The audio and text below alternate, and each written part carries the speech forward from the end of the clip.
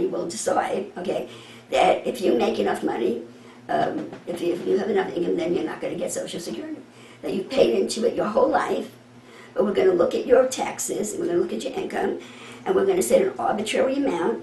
If you have $50,000 a year in other income, you're not going to get your Social Security that you paid into all of your life. Because why? Because we decided that the line is $50,000. If you make $51,000, you can't get your Social Security, even though you paid into it all your life.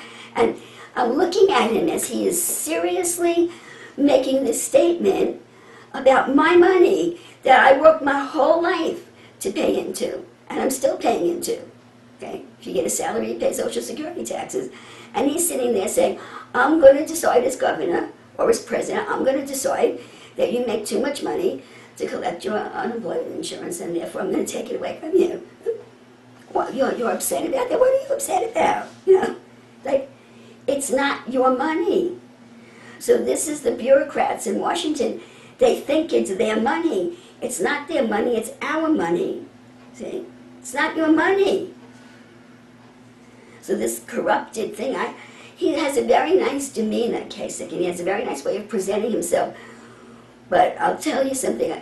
Sometimes I see something on a person, and I just know that something's off. And what I saw in Governor Kasich, actually it was months ago, it was before this whole incident started, something that he said that had to do with God, that it just hit me really wrong. There's something really wrong with what he thinks about God, and I was not inclined towards him from that time forward. And he has this corrupted mind. I'm going to take your money. See? What? Because I think that you have enough. I think that you have enough money, so I'm going to take that away and give it to someone that I think doesn't have enough. And this is what socialism is, you see.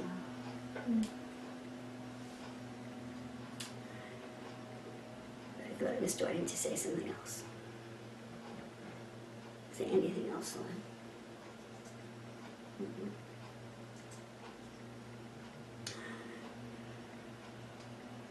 I was talking about Marco. I was saying Marco was really upset over there. What was I talking about? Social Security? Oh, yeah, okay. Yeah. And he was just really upset, Marco, at Donald saying, I'm not going to cut Social Security. Just in case you all don't know it, brethren. Social Security is supposed to be a trust fund. All of the money that American citizens have paid into Social Security is supposed to be in a big trust fund, collecting interest, you see, so that when people come of age and start extracting or withdrawing money from the fund, there's plenty of money to give them. But guess what? There's no money in the bank, in the Social Security bank vault. There's nothing there. Oh, I'm sorry, there is something there. It's a piece of paper. It says IOU on it. Okay. All the money's gone. Okay. Well, the money's gone. Congress robbed the money, stole the money from the American citizens. Yeah. So now, especially because of all the babies that were born after World War II, they call it the baby boom age, are starting to retire. There's not enough money. Well, let me back up. So there's nothing in the bank, you see, to pay the people that are retired now. So how are they paying your Social Security check if you're collecting Social Security? They're collecting Social Security from all the people who are working now, you know, and they're not putting it into the Social Security fund. They're using it to pay the people that are withdrawing now. See, but now we're into the baby boom era, and there are so many more citizens collecting Social Security retirement, and in addition, people are living a lot longer. See? So they're saying if everything goes the way it's headed, there will not be enough people working to supply the funds to give to the people that are drawing out. It's called a Ponzi scheme, you see. So that's what they're talking about when they say that Social Security is about to go broke if we don't fix it. So what do they mean by fixing it? Well, some suggestions are, and I personally don't have any objection, because I don't have any objection to changing the retirement age from 62 to 70. I don't have any problem with that, although maybe, I don't know. I haven't really researched it, but off the top of my head, I don't know what the morality of that is when they take money out of every paycheck that I earn, I was never, I always thought it was 65 years of age you can collect. I don't know, I have to really think about that. But it doesn't offend me on the surface of increasing the age. You have to wait till you're 70, but I don't know, I haven't really thought it through, or I haven't asked the Lord what he said about that, so maybe I'm missing something there. And the truth of the matter is, when President Roosevelt instituted the Social Security program, people were dying in their 40s or early 50s. So in no way it anticipated people living to 70, 80, 90 years of age. So it's a problem that has to be fixed, okay? So Marco Rubio was really passionate, because his mother is on Social Security. I think it was a genuine, passionate response, that it's going to go bust in another few years. I think another 20 years, they say 15 years, it's going to go bust. And Donald Trump wants to leave it like it is. He was as upset with Donald Trump over that as he was when he was suggesting that Donald Trump draws a moral equivalency between Israel and Palestine. He was really upset with him, you see. And Donald Trump says that there is so much waste in our government that he firmly believes that when he puts a stop to this waste, it will have all the money that we need. He says he's going to put a stop to the waste, and it's going to bring the jobs back and manufacturing back, and we're going to have all the money that we need. I don't believe he's speaking off the top of his head. I think that he must have researched it, and that's his opinion. And Rubio was really almost hysterical over it. See? And, you know, like I said, he doesn't really present his policies in any coherent way. And I've even seen reporters try to help him with pointed questions, and he just goes off. But I've heard enough, you know, to think that he really knows what he's talking about and has some really good ideas.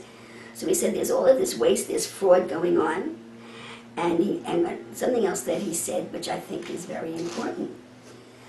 I've always known that, although I haven't really been involved in big business, but I've worked for attorneys, and I know that when there's a job to be done, a repair job or a new building, or anything, plumbing that's going to cost thousands if not millions of dollars, you put the job out to bid. I never heard of it any other way.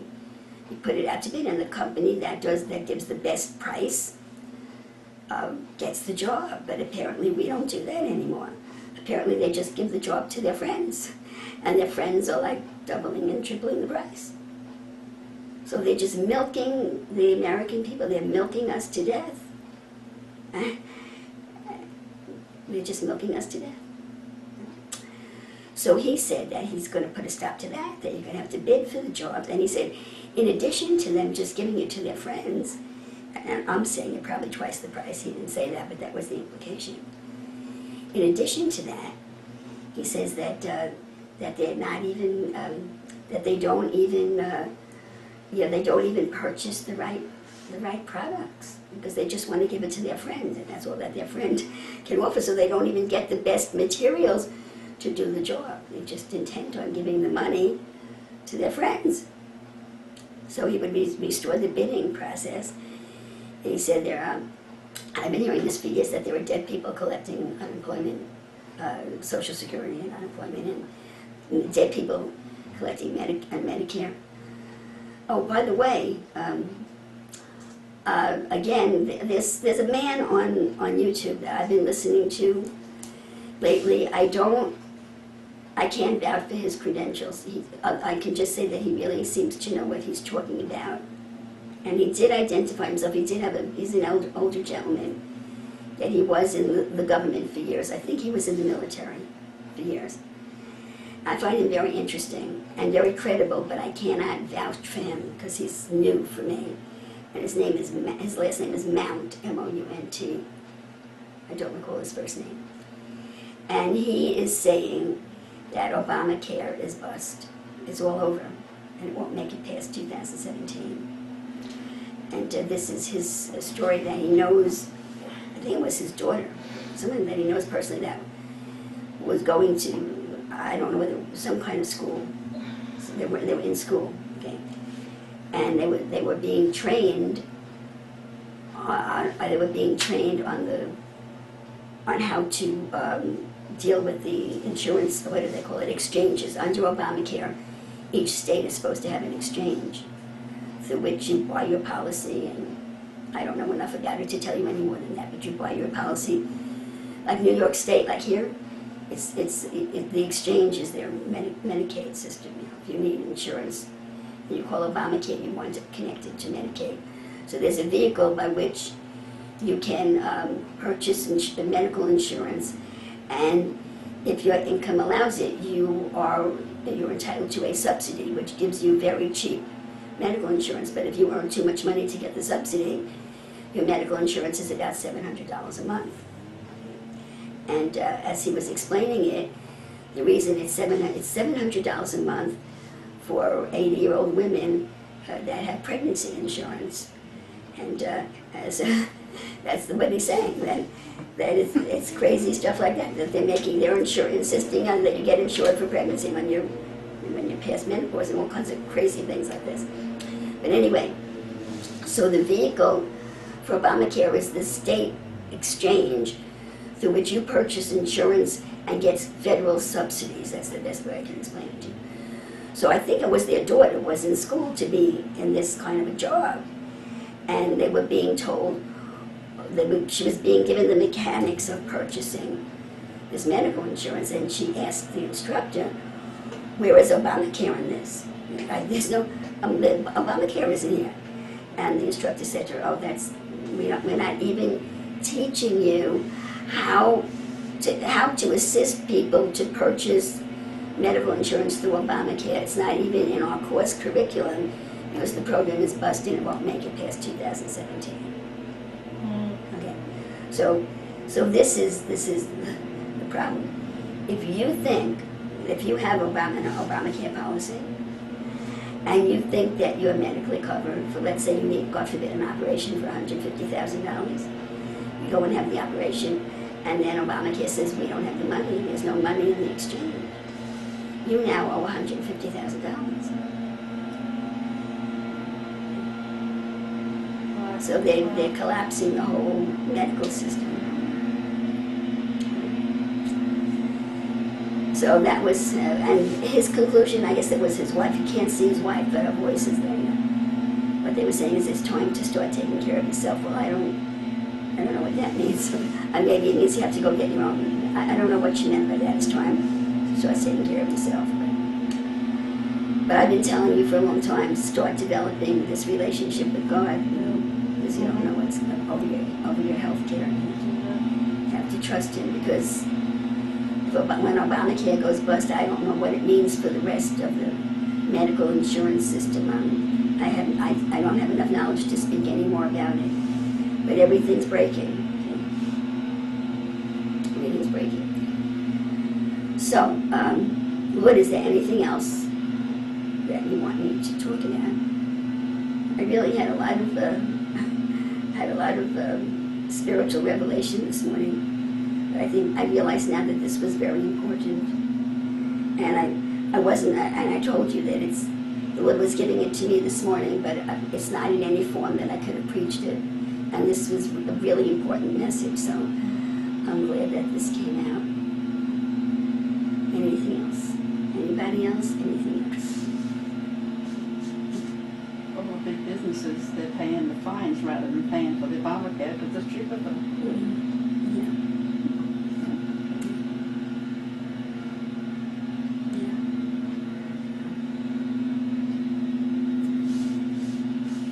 Question about Trump. He says about building a wall. What's the point of that? All the druggies have all the tunnels underneath. I haven't heard him address the tunnels, but I don't think it should be any problem to fill in the tunnels. Seems to me that would be easier than building a wall. But you see the problem with drugs, it's much deeper. I think you have to build a wall. We have to, that's what Trump says, either we're a nation or we're not a nation. If you're a nation, you have to have borders. You have to control your own borders if you're a nation. So I think that we need the wall. But the problem with the drug issue, all the drugs that are coming in from Mexico, Brother, I don't know whether you all heard what I'm going to tell you or not, but the first time I heard it, I thought it was crazy. God has really awakened me, And there was nothing now that I would not consider, that I could hear, that I would not consider and pray about, because I've woken up and I don't trust anybody. I don't trust anybody in power. I don't trust anybody in power. So I know it was years and years ago when I was working in Manhattan, and they used to have newsstands in Manhattan where they had newspapers, for the day. It was before computers.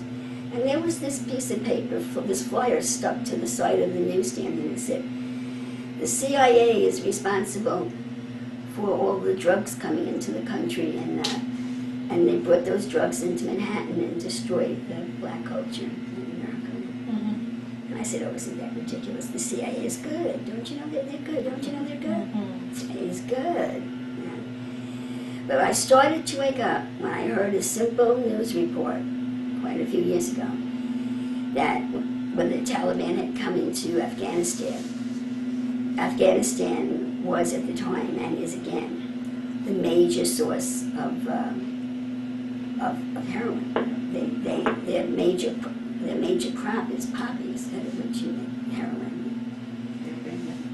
And that when the Taliban came into Afghanistan, they wiped out the poppy fields. So I said, "Oh, that's good." And then I heard, well, then America went into Afghanistan and we rebuilt the poppy fields. And I said, "What?" I said, "We rebuilt the poppy fields. We helped the farmers to get started again growing the poppy."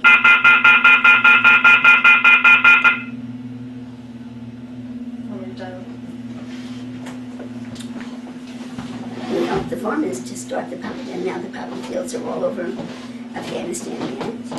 And there are people who say that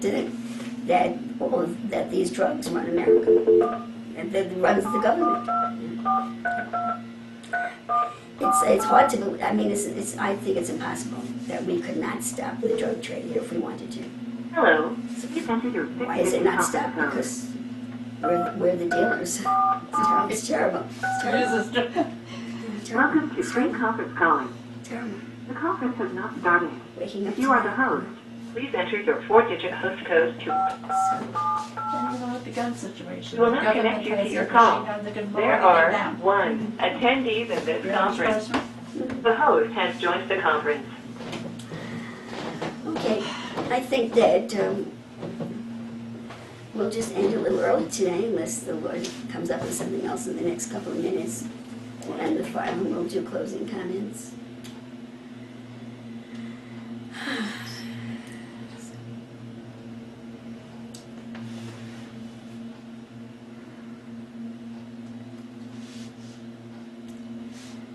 I guess that's it.